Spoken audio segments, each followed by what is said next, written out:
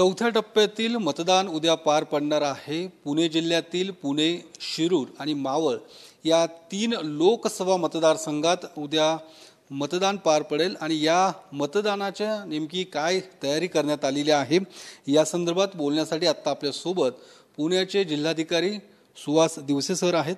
Sir, काय नेमकी तयारी या 3 लोकसभा मतदारसंघात करण्यात आलेली आहे? कशा पद्धतीने एकूण कुठलेही अनुचित प्रकार टाळण्यासाठी जिल्हा प्रशासनाकडून नेमकी काय तयारी आहे? 2 टप्प्यामध्ये आपण बोलूयात। एक तर या 3 टप्प्यामध्ये उद्या मतदान होतंय। सकाळी 7 वाजल्यापासून संध्याकाळी 6 वाजेपर्यंत मतदानाची वेळ आहे आणि हा जो मत देण्याचा अनुभव आहे त्या मतदाराचा तो चांगला व्हावा यासाठी प्रशासनाने खूप चांगली तयारी केलेली आहे। भारतीय निवडणुकीच्या सूचनेप्रमाणे ज्या काही मिनिमम फॅसिलिटीज त्या प्रत्येक मतदान केंद्रावर द्यायच्या आहेत त्या आम्ही दिल्यात। त्याच्यामध्ये रॅम्प असेल, व्हीलचेअर असेल दिव्यांगांकरता, वृद्ध जे मतदार आहेत त्यांच्यासाठी स्वतंत्र रांग किंवा त्यांना असिस्ट करण्यासाठी असिस्टंट, याचबरोबर पिण्याचं पाणी, वेटिंग रूम्स, लहान मुलांसाठी पाळणाघर, अशा प्रकारच्या वेगवेगळ्या सुविधा आम्ही दिल्यात। ज्या ठिकाणी 5 पेक्षा जास्त मतदान केंद्र एका बिल्डिंगमध्ये आहेत तिथे मतदारांना गाईड करण्यासाठी बूथ निर्माण केलेले आहेत, जेणेकरून त्यांचं नाव त्यांना सापडत नसेल किंवा केंद्र सापडत नसेल अशा प्रकारच्या अनेक सुविधा केल्यात।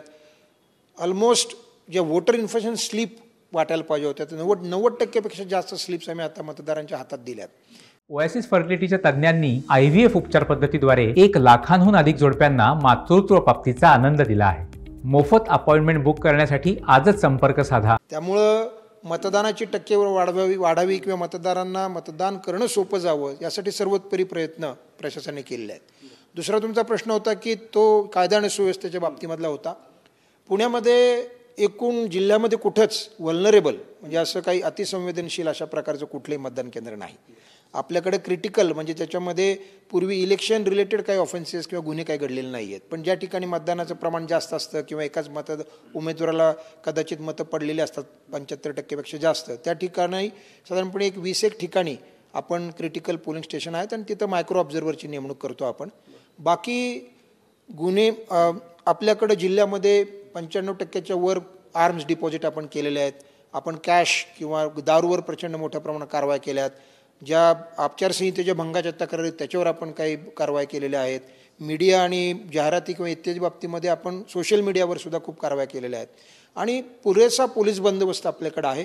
त्याच्यामध्ये आपले पोलीस, होमगार्ड्स याच्याबरोबरच सेंट्रल आर्म फोर्सेस किंवा CRPF हे सर्व आपल्याकडे ऑलरेडी आपल्याला जे पाहिजे त्या प्रमाणात प्राप्त आहे आणि त्याचा बंदोबस्त चोख आपण ठेवलेला आहे।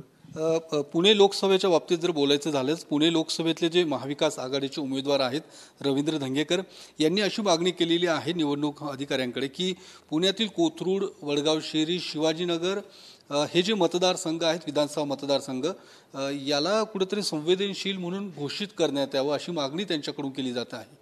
काय अशा पद्धतीची मागणी काही त्याचे ग्राह्य धरले किंवा त्या संदर्भात काही उपाययोजना केल्या जातात? नाही, आयोगाच्या सूचना आहेत की अशा प्रकारे जे कॉन्टेस्टिंग कॅन्डिडेट असतात म्हणजे जे उमेदवार निवडणूक लढवत असतात त्यांच्या वरी लिस्ट म्हणजे त्यांना काही काळजी करण्याची एखादी गोष्ट असली तर ते निश्चितपणे सांगू शकतात आयोगाला। तसं धंगेकर साहेबांचं आमच्याकडे आलेलं आहे की पत्र की या काही ठिकाणी त्यांना अशी त्यांची शंका आहे आणि त्यासाठी आम्ही पोलीस प्रशासनाला त्या बाबतीमध्ये सूचना केली आहे, विनंती पण केली आहे की या ठिकाणी आवश्यक तो पोलीस बंदोबस्त वाढवावा, त्या ठिकाणी गस्त वाढवावी। आमच्याकडं SST आणि FST म्हणजे स्टॅटिक आमच्या टीम्स असतात, काही जे चेकनाके म्हणतात त्याच्यावर चेकिंग होतं। फ्लाइंग स्क्वॉड्स पण आहेत आमच्याकडे की एखादी घटना घडल्यानंतर आणि माहिती मिळाली तात्काळ त्या ठिकाणी ती फ्लाइंग स्क्वॉड जातात आणि त्याच्यावर पण कारवाई होते। तर हे जास्त रिगरसली आम्ही त्या ठिकाणी करू आणि त्याच्यामुळं हा जो काही त्यांची आशंका आहे या बाबतीमध्ये त्या बाबतीमध्ये सर्वतोपरी ह्या गोष्टी घडू नयेत म्हणून जे काही करायचं आहे ती सर्व व्यवस्था प्रशासनाकडे केली जाईल। 7 मेला जे बारामती लोकसभा मतदारसंघात मतदान पार पडलं त्यामध्ये अनेक ठिकाणी EVM बंद पडण्याच्या घटना या घडलेल्या होत्या। असं काही या संदर्भात काही पर्यायी उपाययोजना किंवा काय या सगळ्या घटना टाळण्यासाठी काय नेमकी उपाययोजना? नाही, EVMचं प्रमाण फार नव्हतं म्हणजे त्याच्यामध्ये बॅलेट युनिटच्या बाबतीमध्ये थोड्या अडचणी होत्या कारण बॅलेट युनिट आपल्याला बाहेरून आणावी लागली यावेळेला आणि त्याच्या टेस्टिंगमध्ये थोडंसं होऊ शकतं। अदरवाईज कुठल्याही निवडणुकीमध्ये ज्यावेळेला अशा प्रकारच्या EVM म्हणजे BU असेल, CU असेल, बॅलेट युनिट असेल तर त्याच्या किंवा VVPAT असेल अशा प्रकारे जेव्हा बिघडतं किंवा त्याच्यामध्ये तर बराच वेळा तांत्रिक बिघाड असतो आणि तो सोडवला जातो लगेच कारण आमच्याकडं ECIचे इंजिनियर आहेत, आमच्या कंट्रोल रूममध्ये ताबडतोब त्याच्या बाबतीमध्ये माहिती दिली जाते आणि तो जो काही चुकीच्या पद्धतीने एखाद्या वेळेला जोडणी केली जाते, काही वेळेला लूज कनेक्शन असतं, ती त्यात लगेच की कारवाई केली जाते. काही वेळेला मात्र समजा BU's बंद पडलं, बॅलेट किंवा CU बंद पडलं, तर मात्र मग तो जो काही संच बदलण्याच्या बाबतीमध्ये प्रत्येक सेक्टर ऑफिसरमध्ये, एका सेक्टर ऑफिसरकडे साधारणपणे 10 ते 12च मतदान केंद्र असतात आणि त्या सेक्टर ऑफिसरकडं रिझर्व्ह EVMs असतात. त्यामुळे अशा प्रकारची ज्या वेळेला घटना घडते ना आम्हाला लक्षात येतं की याच्यामध्ये EVM बदलावीच लागेल, तर तात्काळ बदलण्याची कारवाई केली जाते. त्याच्यामुळे थोडासा एक विलंब होऊ शकतो 20-25 मिनिट, पण त्यांनी मतदान प्रक्रियेवर काही फरक पडत नाही. काही ठिकाणी ज्या घटना घडतात, पैसे वाटपाच्या घटना या समोर येताना दिसत आहेत. अनेक ठिकाणी मतदानाच्या दिवशी सुद्धा पैसे वाटप केले जात असतात. या संदर्भात काही भरारी पथकं किंवा अशी काही वेगळ्या उपाययोजना आपण केलेल्या आहेत? मी म्हणालो तसं की जवळजवळ 140पेक्षा जास्त भरारी पथकं पूर्ण जिल्ह्यामध्ये कार्यरत आहेत आणि ज्या ठिकाणी आम्हाला आशंका आहेत किंवा ज्या ठिकाणी अशा प्रकारचे जादाचे भरारी पथकं पण आपण ठेवलेली आहेत. SST पण आपल्याकडं मोठ्या प्रमाणावर आपण ठेवल्या. त्याच्यामुळं पूर्ण मागच्या 13 म्हणजे मार्चपासून आत्तापर्यंत जे काही घटना घडल्या किंवा जी कॅश, दारू असेल, कॅश असेल किंवा प्रेशियस मेट म्हणजे सोनं, चांदी वगैरे, नाणे असे असतील, ड्रग्ज असतील, याच्यावर खूप कारवाई ताबडतोब केली जाते. कुठल्याही नागरिकांनी C-Vigil नावाचं जे ॲप आहे त्याच्यावर तक्रार आली की 100 मिनिटाच्या आतमध्ये ती तक्रार रिझॉल्व्ह केली जाते, त्याच्यावर कारवाईच केली जाते. त्यामुळे अशा मोठ्या प्रमाणावर तक्रारी आल्या आहेत आणि त्याच्यावर आम्ही कारवाई केलेली आहे. सोशल मीडियावर सुद्धा सोशल पोस्ट टाकल्या जातात, वेगवेगळ्या पद्धतीच्या आक्षेपार्ह पोस्ट आम्ही बऱ्याच पोस्ट काढायला लावल्यात, त्यांच्यावर पण कारवाई केलेली आहे.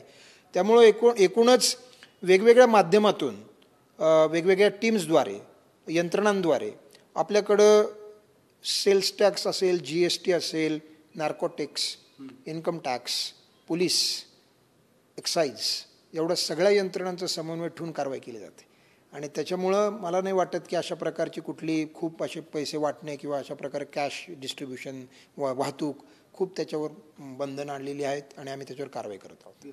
धन्यवाद सर. कॅमेरामन शहाजी पवारसह मी योगेश बोरसे, TV9 मराठी, पुणे.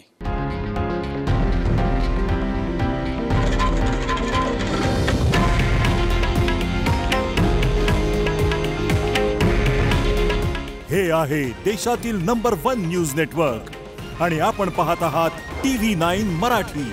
काळजी तुमची, हित महाराष्ट्राचं.